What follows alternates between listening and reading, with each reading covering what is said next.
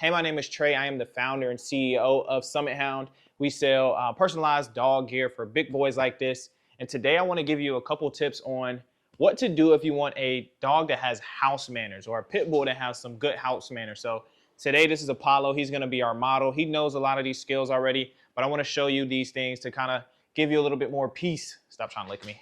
Give you a little bit more peace and a little bit more confidence in your dog in the home. All right, so right behind me, we have our kitchen. It's all gated up. But what I want to show you guys is the leave it command. So let's say that you're in the kitchen, you're making a chocolate cake. Obviously, dogs cannot have chocolate. We need to be able to tell them to leave it without allowing them to get it and consume it themselves. They need to be able to see something that they want and be able to call them off of it without them consuming it and then potentially causing some type of danger or whatever to themselves. So let me show you what to do. Let me show you how to teach them the leave it command. All right, so right here we have Apollo. He is at the very edge of the kitchen. This is him. And then what I'm going to do is drop a cracker right down in front of him. This is a Ritz cracker. Now, I'm gonna show you the natural inclining of a dog, which you kind of already know. If you drop a cracker, that's what he's gonna do. That was an accident. Look at Cash trying to come in and see what's going on. First of all, he knows his foot shouldn't be in the kitchen. So we teach another command called out. But I'm going to do the same thing, and I'm going to tell him to leave it. I'm going to show you how to do this. Leave it. That's what you want to be able to do, because that cracker could be something that's toxic to him. It could be some type of, now you can kind of see him drooling. I don't know if you guys can see that, but it could be something toxic to him, something that's like chocolate, or anything inside the kitchen that obviously you don't want him to get. It could be some type of raw food. Maybe you haven't taught him or her how to eat raw yet, and you may have dropped a piece of raw chicken. We don't want them to get that and to get a stomach upset. So as much as he wants it, as long as we have him on the leave it command, he's not going to get it. So what you want to do is mark it with leave it, and then some type of loud sound like a snap. That's what I was doing, or maybe a clap, to stop their intention on moving forward towards the thing that they want.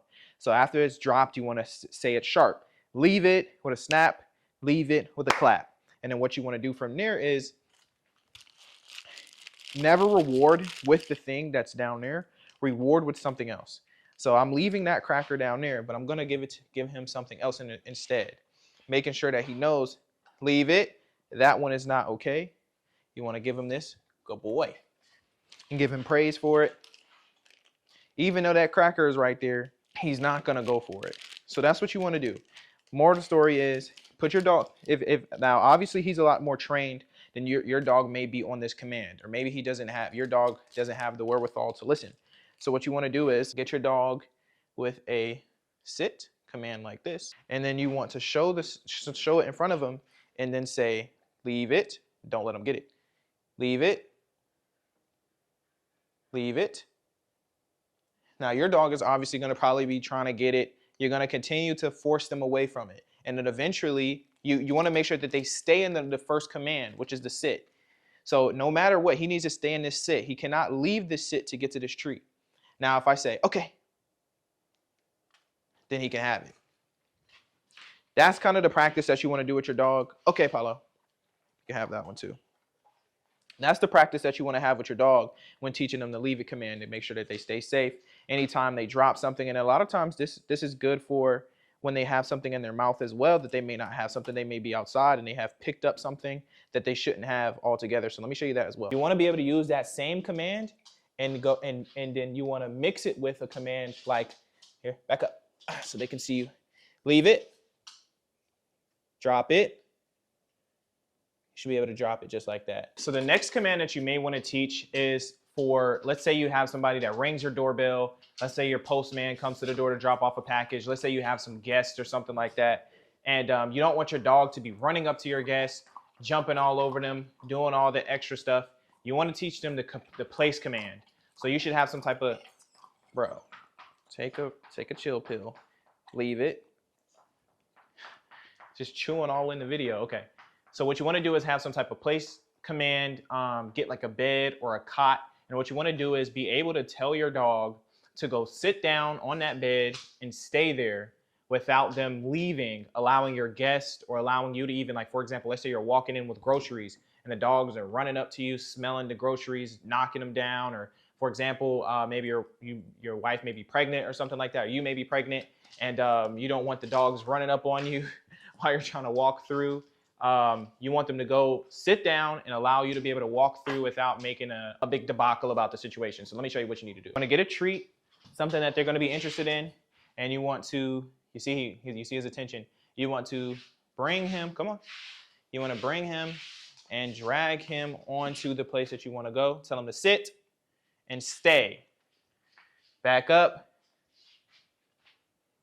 Okay, good boy. Stay.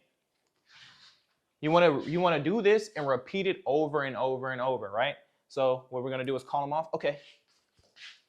And you want to drag him back. And what you want to do is you want to mark this with a command. Stay. All right. So he got that. Now let's go ahead and mark it with the command. So come on. Place. Good boy. I like the word place. You can use whatever word you want to use. Place is just a quick and easy command that we can use.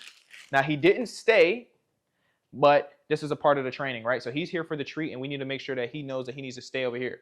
So come on. Place. Good boy. Stay. Take a step back. Good boy. Come. Okay. So now what we want to do is do that a couple times, mark it with the word place, and then from there we want to take a couple steps away. We have the treat, and then what we want to do is mark it with a point. So maybe you're at the door and your dog is in front of you, but the bed is in range. You want to point to where you want the dog to go. So we'll say place, place. Good boy. My Cash is jumping in here too, but that kind of shows you how it works. Good boy. So we should be able to walk around. We should be able to walk around, and they stay right there until you give them the command, which is, okay. Come on, Cash.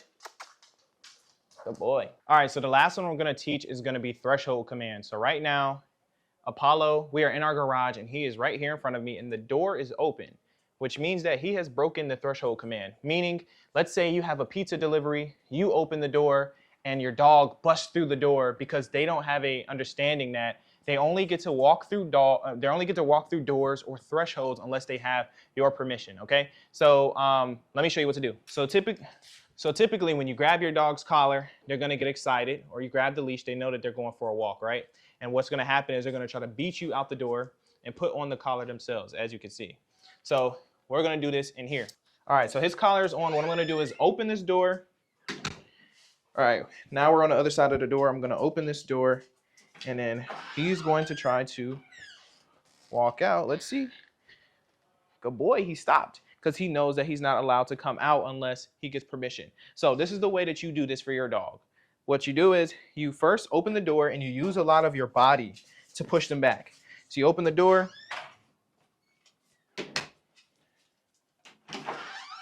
And then you close the gap. That's one. You turn around and you put your dog into the sit command. Sit. Sit. Once he stays, if you already have your leash, that's fine. You can leash them up inside of the house like this. And as you step, they're not allowed to come out of the door unless you give them permission. So this is just going to be working on your ability to make sure that your dog sits when you tell them to sit and they don't move even just because you walk. All right? Just because you walk doesn't give your dog allowed to give them the opportunity to walk out as well. So before you open the door, put your dog in a sit, then you step out and then you give them the okay. And then you're good to go from there. All right, guys, that's all for this video. Just got a couple quick tips for you guys for pretty much making your dog a little bit more house trained, allowing you to have a little bit more peace of mind when they're in the house. Okay, he's gonna push me down.